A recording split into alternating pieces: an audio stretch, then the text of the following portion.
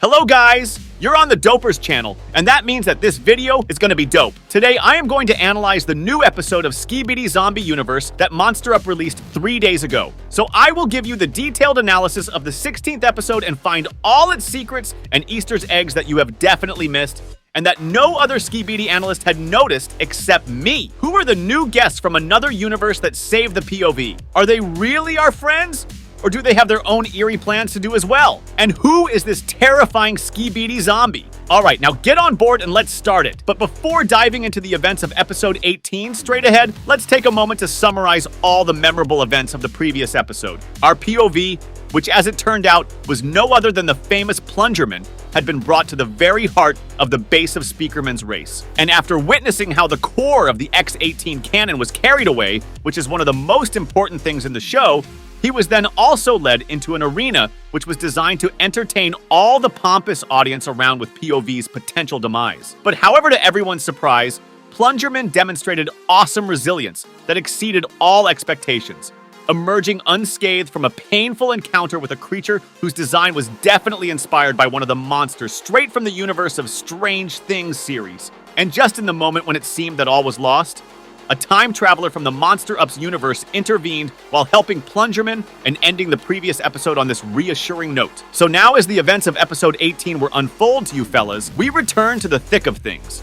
The scene repeats the climax of the previous episode, where Plungerman confronts the formidable creature that looks really similar to the monster called Demogorgon, as I've already mentioned before. And yet hope comes in the form of a mysterious knight who steps forward to help Plungerman in this pretty difficult moment. The ensuing battle is nothing short of thrilling as the knight unleashes a barrage of attacks with his signature red axe, each strike accompanied by a burst of explosive energy. There is also a curious moment when Demogorgon freezes for a moment when meeting a knight, hinting that there's some kind of deeper connection between them and that probably they already met each other somewhere in the past or maybe in the future. Who knows? Because this time traveler is being called as such for a reason, and he may also come from different timelines and universes, of which we'll also learn a little bit later. So amid all this, the chaos, the knight takes a perfect opportunity to address the audience sitting around the arena while conveying a powerful message, the point of which is to unite against the true common enemy, which is the zombie virus and the one that had produced it, and not the alliance who united with Skibidi toilets in order to achieve this victory faster. And by the way,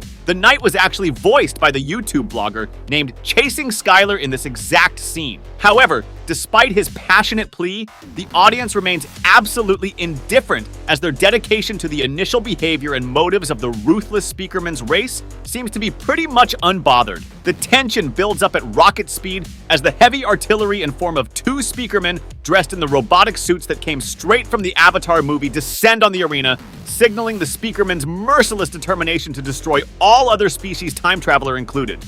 In this dramatic turn of events, when 2 Speakermen appear dressed in these imposing costumes, we can see the word speakers will survive this war appearing on the screen, which serves to be a grim reminder of the ideology of speaker supremacy. This revelation causes shock in Heart of the Night. It seems to me as it had exposed all the darkest motives underlying the actions of the Speakerman's race. It obviously became quite clear for the Knight that the Speakerman's plans go far beyond simple survival, as they seek to assert their dominance over all other species on the planet. And I think he was not expecting motives like this from them at all.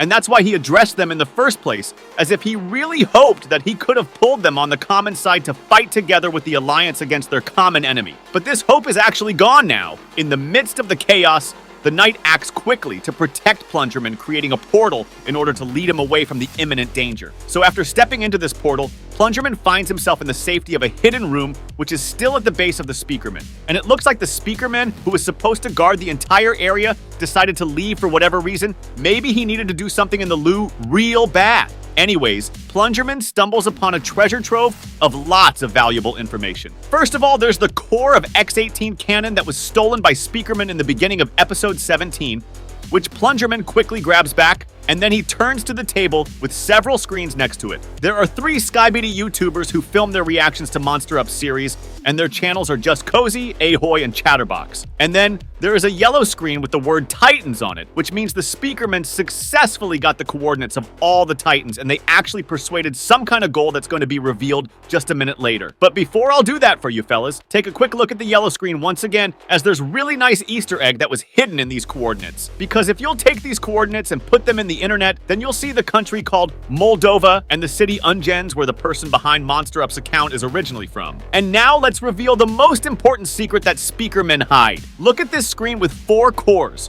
where each has been presented in different 4 colors. In fact, these are the cores that speakermen are looking for in order to achieve their own specific goal, and 2 of these cores have already been discovered by them, namely Hephaestus and Genesis. The locations of red and purple cores are still seemingly unknown though, at least for the speakermen, because I actually understand where the red core might be. Do you remember the scene in the very beginning of episode 18 where the knight made a strong explosion with his axe, which at that moment turned bright red? And I think that the red core was actually placed right inside of this axe, and that's why it's so powerful after all. And then just when Plungerman gets ready to leave this place back into the portal while putting this nice robotic suit on, the lousy Guardian speakerman gets back from his Lou vacation, and oh my god guys, I think I know who that prick actually is. Isn't it the same guy who knocked Plungerman out at the end of episode 16 while he was actually reaching his hand to him, hoping he'll get help getting back on his feet? Well, it seems like it's the perfect time to return the favor to its owner. So Plungerman gives this speakerman a nice and really heavy smack in the face. And you know what else I noticed, fellas? At the end of episode 16, this speakerman was actually dressed in the heavy robotic suit, and before knocking the POV out,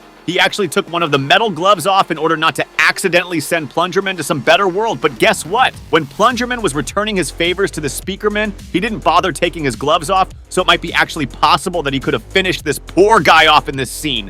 What a taste for revenge does to people, huh? Meanwhile, the knight remains embroiled in a fierce battle, demonstrating his unsurpassed combat prowess and portal manipulation skills.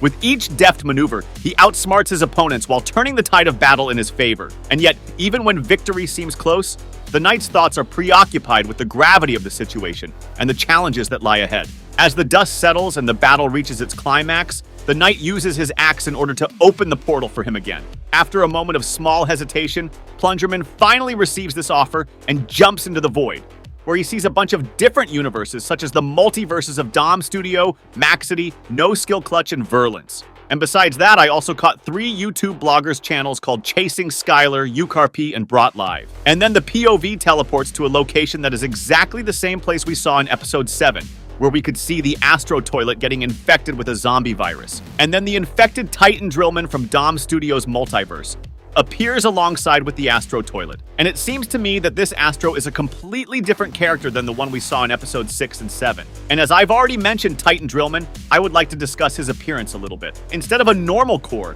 he now has a creepy hole of meat and teeth inside his body, which makes him look like the final boss from the remake of the second Resident Evil game. He also has a widely open mouth full of rotten teeth, the red claw, and half of his body being just raw flesh and spiked chains.